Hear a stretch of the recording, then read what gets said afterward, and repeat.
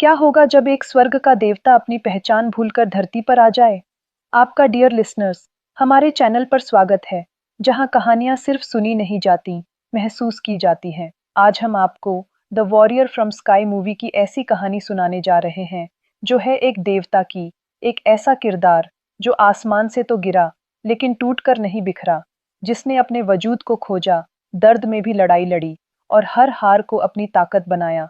कहानी शुरू होती है स्वर्ग से, जहां एक रहस्यमयी मंक विशाल चट्टानों के ऊपर उड़ रहा है।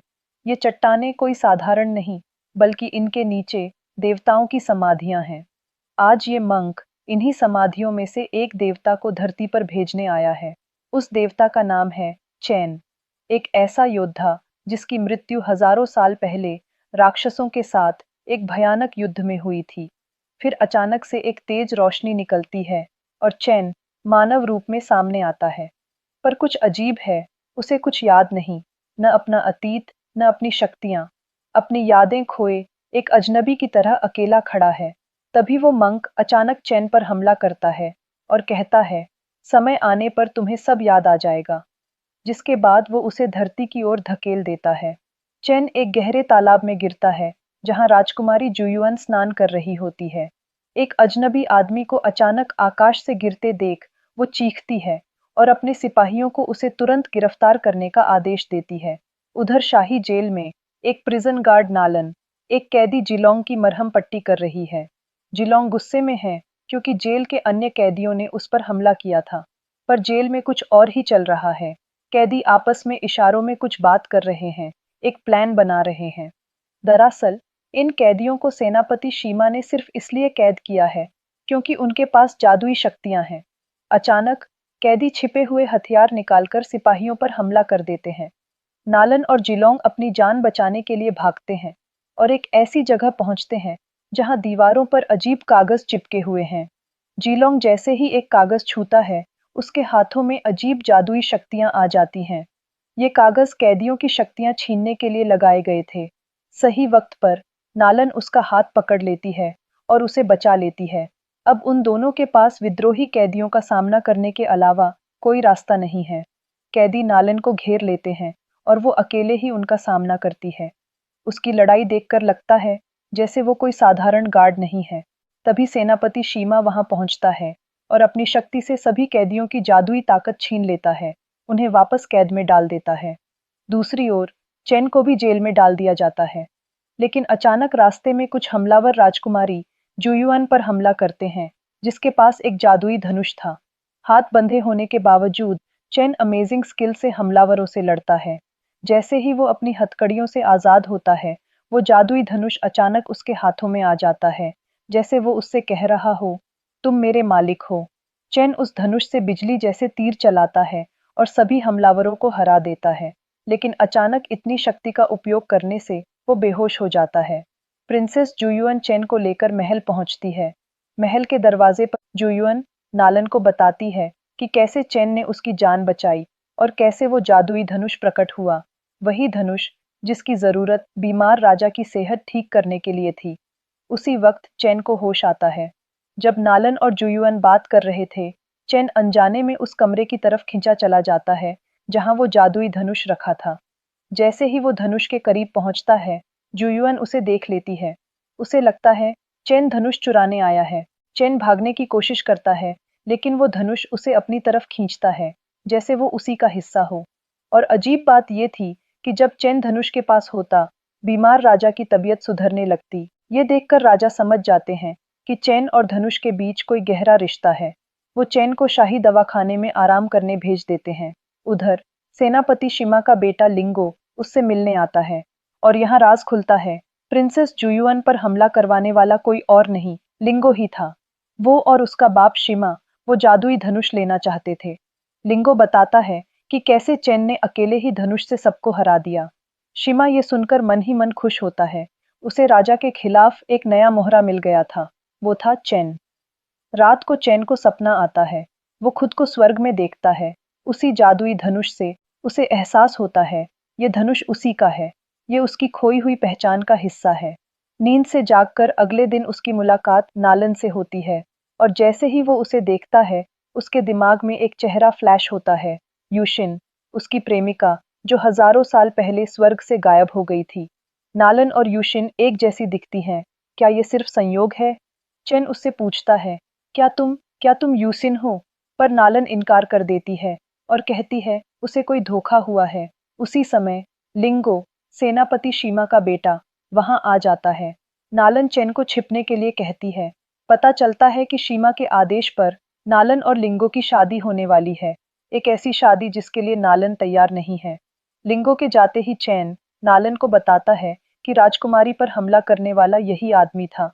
उसने लिंगो की आवाज और जूते पहचान लिए थे। कुछ दिनों बाद दरबार में राजा पर फिर से हमला होता है। शिमा हीरो बनकर राजा को बचाता है और बातों बातों में चैन के बारे में पूछता है। राजा को उसकी नीयत पर शक था, उसने कुछ नहीं बताया। फिर प्रिंसेस जुयुअन ने भी झूठ बोल दिया कि चैन को तो मौत की सजा दे दी गई है। शिमा जानता था कि वो झूठ बोल रहे हैं। उसने शाम को नालन को बुलाया, उस पर दबाव डाला, लेकिन नालन ने भी चैन को बचाने के लिए झूठ बोल दिया, जिसके बाद शिमा उसे शादी की याद दिलाकर चला जाता है। लेकिन नालन शादी का सोचकर अंदर ही अंदर घुट रही थी। उधर प्रिंसेस जुयुअन सिपाहियों को हुक्म देती है कि चैन को जेल में डाल दो। चैन को वहां देखकर सिपाही शिमा को खबर देते हैं। शिमा को तो इसी मौके का इंतजार था। वो वहां पहुंचता है और चैन को एक ऐसी खतरनाक जेल में भेज देता है जहां से भागना नामुमकिन था। और उसी जेल में चैन की मुलाकात होती है जिलोंग से। जिलोंग उसे पहचान लेता है। वो बताता है कि वो भी स्वर्ग की सेना में था। चैन को अपनी असलियत का एक और सबूत मिलता है, और एक खोया हुआ साथी भी।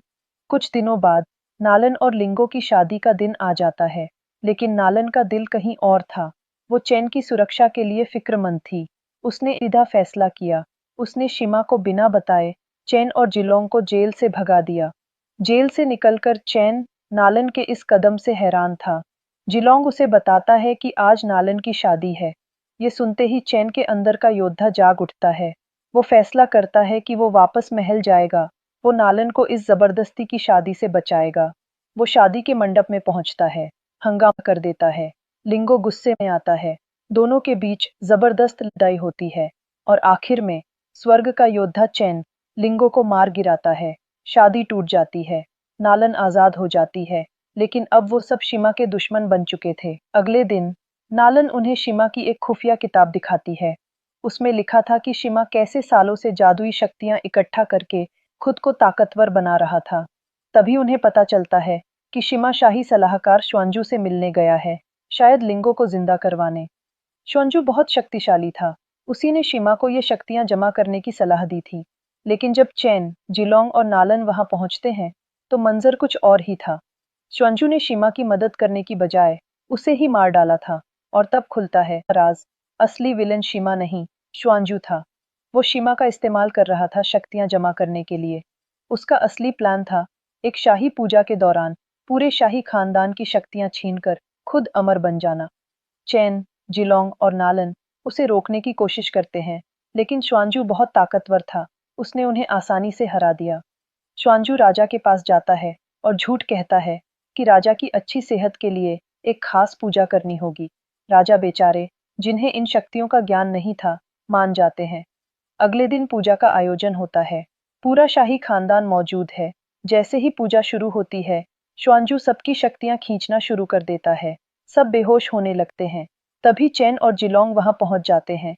जिलोंग गुस्से में एक विशाल ड्रैगन का रूप ले लेता है और चैन अपने जादुई धनुष के साथ तैयार हो जाता है। अब उसे अपनी शक्ति पर पूरा भरोसा था। चैन और जिलोंग मिलकर श्वांजू पर हमला करते हैं। अच्छाई और बुराई की अंतिम लड़ाई होती है और वो श्वांजू को हरा देते हैं। श्वांजू के हारते ही सारी शक्तियां वापस शाही खानदान में लौट जाती हैं। राजा, राजकुमारी और बाकी सब होश में आ जाते हैं। और इसी जीत के साथ चैन के जहन पर अब पर्दा हट जाता है। उसे सब याद आ जाता है। स्वर्ग, यूसिन, राक्षसों से युद्ध, उसका असली मकसद।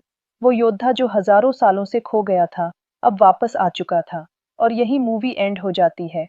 चैन की कहानी हमें बताती है कि हमारी असलियत सिर्फ हमारी यादों में नहीं, हमारे कर्मों में भी बसती है। भले ही वो भूल गया था कि वो कौन है, लेकिन उसके अंदर की अच्छाई, उसका साहस, उसका न्याय का जज्बा कभी नहीं मरा।